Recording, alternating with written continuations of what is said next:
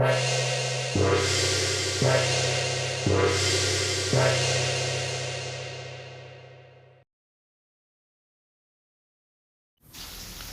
selanjutnya yaitu kita akan mengerjakan sebuah soal, ada 16 reamur ya.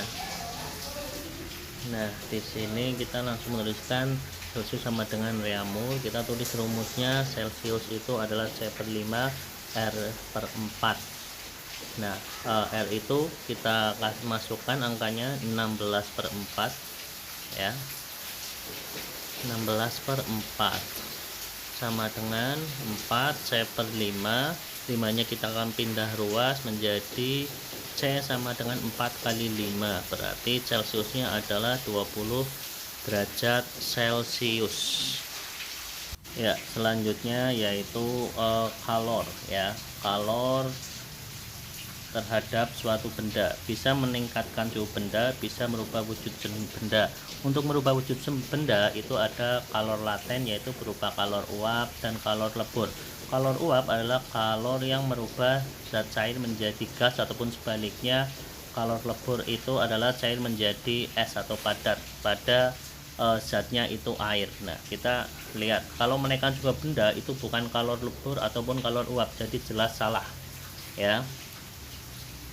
Jadi option ke-1 dan kedua salah. Yang ketiga kalor uap untuk berubah menjadi es itu salah, harusnya kalor lebur ya. Jadi pernyataan yang benar itu adalah kalor lebur adalah kalor yang merubah air berubah menjadi es ya. Oke, soal selanjutnya yaitu tentang konduktor dan isolator ya. Nah, tidak sesuai dengan gambar. Kita baca dulu. Konduktor adalah penghantar panas yang baik atau bahan yang dapat menghantarkan panas dengan baik. Jadi bahan tersebut satu dipanaskan, ujung lain ikut panas semua. Itu secara gampangannya. Sedangkan isolator itu kebalikannya konduktor, yaitu penghantar panas yang buruk.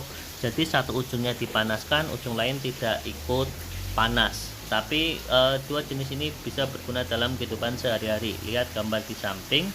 Nah, di sini yang pertama itu bahan teflon ya, itu pasti konduktor karena panas ya.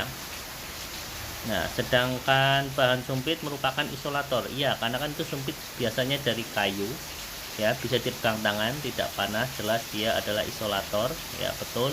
Terus bahan pegangan telepon itu adalah konduktor, itu padahal apa? Kayu, harusnya itu adalah isolator. Nah, itu pernyataan yang salah. Sedangkan bahan pegangan telepon itu adalah isolator, ya itu betul ya. Ya, soal selanjutnya yaitu contoh perpindahan panas dalam kehidupan sehari-hari. Konveksi adalah perpindahan panas yang diikuti perpindahan partikel ya. Contohnya itu adalah angin darat, angin laut, ataupun hair dryer yang biasanya digunakan untuk pengering rambut. Itu kan aliran udaranya panas ya.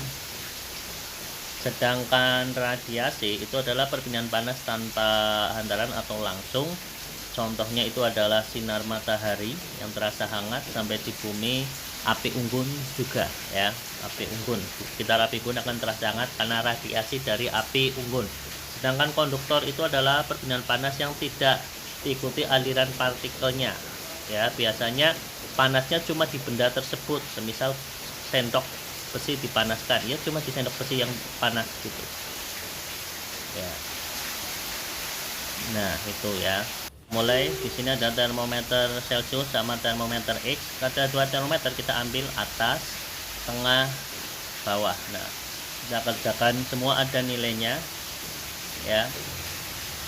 Nah, rumusnya itu adalah termometernya adalah C sama termometer X. Rumusnya adalah tengah kurangi bawah ya. Terus bagi atas kurangi bawah, kurung tutup, sama dengan tengah kurangi bawah ya, atas kurangi bawah. Nah, itu nanti dimasukkan sesuai termometernya, angkanya masing-masing.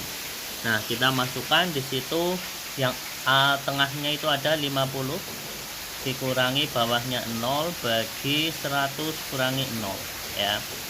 Terus sama dengan tengah nggak ada, kita tulis saja X, kan itu termometer X, dikurangi bawahnya itu adalah 10, terus kurung tutup, atasnya adalah 60 dikurangi 10. Nah silakan kita kerjakan yang bisa dikerjakan, ada 3 ya. 50 kurangi 0 50, 100 kurangi 0 100, sama dengan X dikurangi 10 kurung tutup kurangi 50. Nah 50 yang kita bisa kerjakan ini dengan 100 jadi setengah ya, sama dengan X min 10 per 50. Nah 50 nya kita pindah ruas karena di situ bagi menjadi kali, setengah dikali 50 sama dengan X dikurangi 10. Nah kita bisa kerjakan ya, setengahnya 50 adalah 25, jadi 25 sama dengan X min 10. Nah min 10 nya kita pindahkan, pindah ruas menjadi plus X sama dengan 25 tambah 10. Jadi suhu termometer X nya itu adalah 35.